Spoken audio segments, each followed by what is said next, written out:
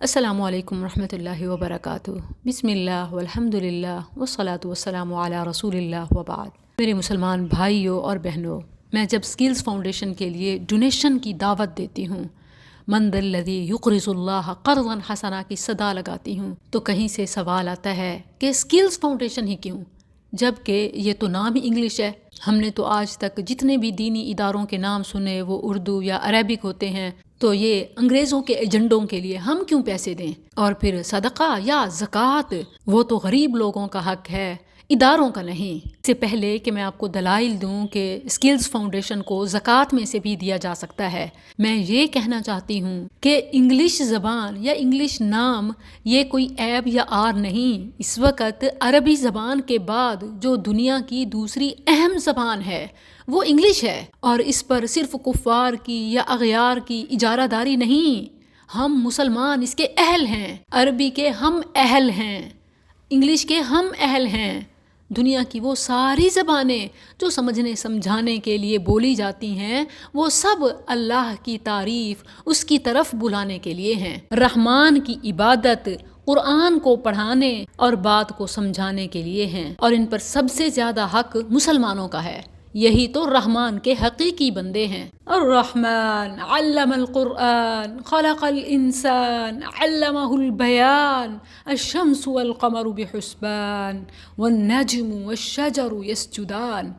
یہ شمسی قمری سب اللہ کے ہیں، یوں نہیں کہ شمسی کیلنڈر تو انگریزوں کا اور قمری کیلنڈر مسلمانوں کا، سب مسلمانوں کا ہے۔ ان الارض للہ یرثها عبادی الصالحون۔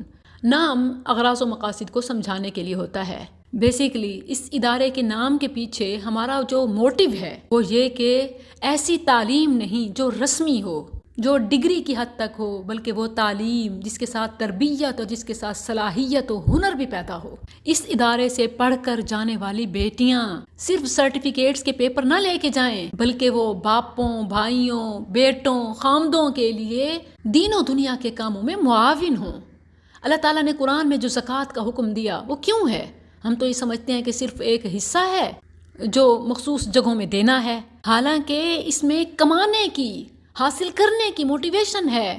مسلمانوں اتنا کماؤ کہ اللہ کی راہ میں ان جگہوں میں لازمی دو، یہ ہے زکوٰۃ۔ تو اس ادارے سے پڑھ کے جانے والی بچیاں ایسے ہنر سے بھی لیس ہوں جو صرف مائیں کر سکتی ہیں، جو شعبہ خواتین کے کام ہیں، وہ مردوں کے برابر نہیں، اپنی فیلڈ میں آگے ہوں۔ ان نوجوان مردوں کی طرح نہ ہوں کہ جو یونیورسٹی سے پڑھ کے نکلیں تو کام، کاروبار، جاب کے لیے دھکے کھا رہے ہوں۔ اور ہماری ناکامی کی وجہ یہ ہے، تعلیمی ادارے بن رہے ہیں مگر تربیت، قوت، صلاحیت کا کوئی کام نہیں۔ جہاں بچیاں تعلیم حاصل کرنے کے لیے آئیں تو تربیت اور کام سیکھ کے جائیں۔ اسکلز بیٹیوں کا اپنے فرائض سے، اپنے کاموں سے، گھرداری اور کچن سے فرار کا نام نہیں ہے، بلکہ شرعی رہنمائی کے ساتھ، دنیاوی آگاہی کے ساتھ کام سیکھنے اور سکھانے کی جگہ ہوگی۔ ہم نے علم کو عمل سے، دین کو دنیا سے اور آخرت کو ان سب سے الگ کر دیا، جس کی وجہ سے ہماری نسلوں کے جسم اور دماغ اپاہج ہو گئے۔ تو یہ ہے اسکلز کا موٹیو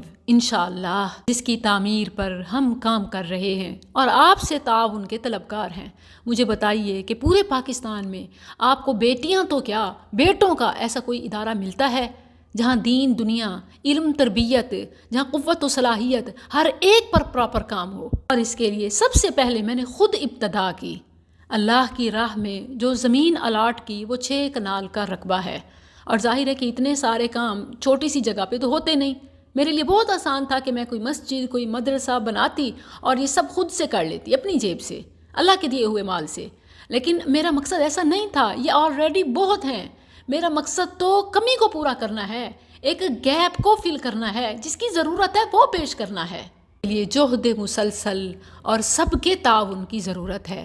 اگر آپ بھی میرے اس مشن سے متفق ہیں تو اپنے صدقات، عطیات، خیرات، زکوٰۃ سے ادا کیجئے۔ پھر سوال یہ آتا ہے کہ ایسے انسٹیٹیوٹ کو یا دینی ادارے کو زکوٰۃ لگ سکتی ہے؟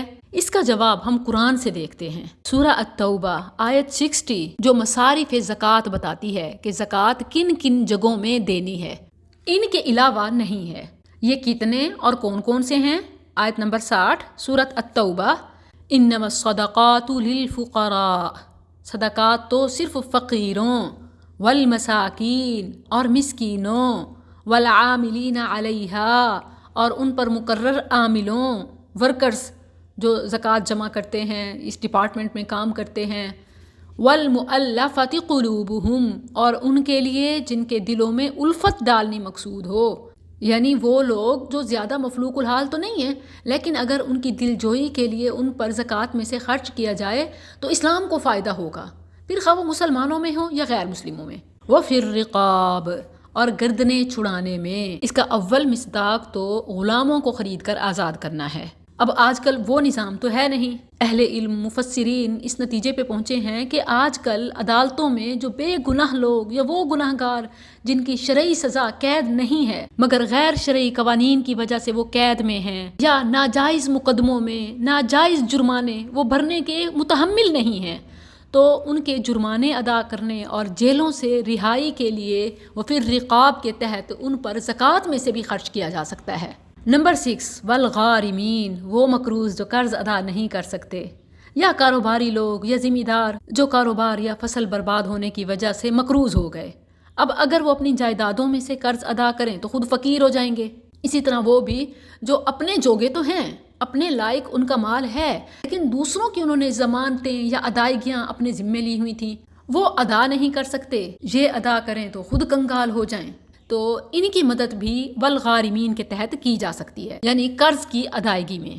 وفی سبیل اللہ اور اللہ کے راستے میں، اس میں جو فی سبیل اللہ کا لفظ ہے نا، یہ اصل میں سب سے زیادہ جہاد پر، قتال فی سبیل اللہ پر بولا جاتا ہے، سب سے زیادہ، سب سے خاص، اس سے مراد یہی ہے۔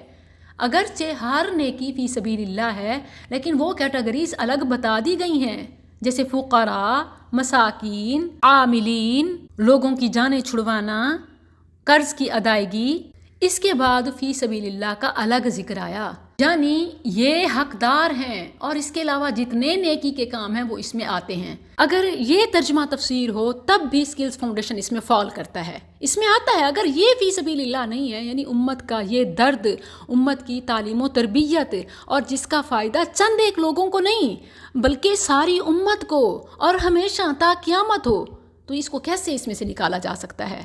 لیکن اگر فی سبیل اللہ سے جہاد فی سبیل اللہ لیا جائے تو یاد رکھیں کہ جہاد اس وقت جو سب سے زیادہ ہے وہ قلم سے ہے، وہ علم کی روشنی سے ہے۔ سکلز اور ٹیکنالوجی میں ترقی کرنا، دشمن کو ہر میدان میں مات دینا ہے۔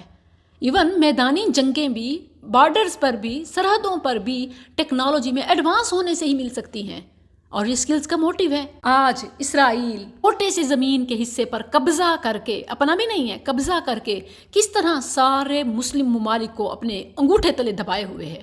ہمارے گھروں میں بلکہ ساری دنیا میں جتنے بھی کمیونیکیشن کے، انٹرنیٹ کے ٹولز ہیں، ایون ہمارے سفر سے لے کے ہمارے گھروں میں رہنے تک، ہمارے استعمال، ہماری تعلیم، ہمارے کاروبار، ہر جگہ جہاں جہاں کوئی گیجٹ ہے، کوئی سکرین ہے، کوئی بھی ایسی چیز جس میں بیٹری استعمال ہوتی ہے، یہ کہاں سے آتی ہے؟ جہاں سے آتی ہے ہر وقت وہ ایک کلک سے، ایک ریموٹ سے اس گھر کو، ارد گرد کو، شہر کو اور ملکوں کو اڑا سکتے ہیں۔ اب بتائیے کہ کیا یہ ہماری پریورٹی نہیں ہونا چاہیے؟ کیا فی سبیل اللہ میں یہ نمبر 1 نہیں آتا؟ یہ سکلز کا موٹیو ہے، تو آپ کے صدقات و زکوٰۃ و عطیات و خیرات کا نمبر 1 مستحق یہ انسٹیٹیوٹ ہے۔ جو بھی آپ فقراء، مساکین، عاملین، مؤلفین، مقروضین وغیرہ کو دیتے ہیں وہ صرف چند افراد کو کچھ دن ہی فائدہ ہوتا ہے، لیکن یہاں خرچ کرنا تا قیامت اور پوری امت کو ہے انشاءاللہ۔ اور آخر میں جو مصرف اللہ تعالیٰ نے بتایا کہ زکوٰۃ دی جا سکتی ہے وہ وابن السبیل، مسافر ہیں کہ جو حالات کی گردش میں ہوتے ہیں۔ واٹس ایپ نمبر آپ سے شیئر کرتی ہوں 031166444949۔ آپ ڈیٹیل حاصل کر کے، آپ سائٹ پہ جا کے، آپ کام کو دیکھ کے، علاقے کی ضرورت، اس منصوبے کی اہمیت کو جان کے اس پر خرچ کیجئے۔ یہ ادارہ انشاءاللہ ماؤں، بہنوں، بیٹیوں، بیبیوں کا گھر ہوگا، وہ گھر کہ جو ان کو جینا سکھائے، ان کی عزتوں، ضرورتوں کا محافظ ہو، ان کی دنیاوی اخروی کامیابی کا ضامن ہو انشاءاللہ۔ یہی قبلہ اول مسجد اقصی کی پکار ہے، یہی اہل غزہ کی مدد ہے، اسرائیل نے اپنے سرکاری خزانے، اپنا تن من دھن سب ٹیکنالوجی کے حصول میں لگایا، یوں دنیا کے وسائل پہ قبضہ کر لیا، اور ہم مظلوموں کی، انسانوں کی، مسلمانوں کی مدد کے لیے، اپنا حق لینے کے لیے ابھی ٹیکنالوجی اور سکلز کو خلاف اسلام سمجھ رہے ہیں۔ شاید وہ قوم کہ جو مرتے ہوئے کو تو کندھا دے دیتی ہے لیکن جیتے ہوئے کو آسرا سہارا نہیں دیتی۔ ہم زخموں پر مرہم پٹی کر سکتے ہیں، ہم بھوکھوں کو کھلا سکتے ہیں، مگر کمانا نہیں سکھاتے، کھڑا ہونا، اٹھنا، لڑنا، مقابلہ کرنا اور جیتنا نہیں سکھاتے۔ کہیں وہ مجھ سے آگے نہ نکل جائے۔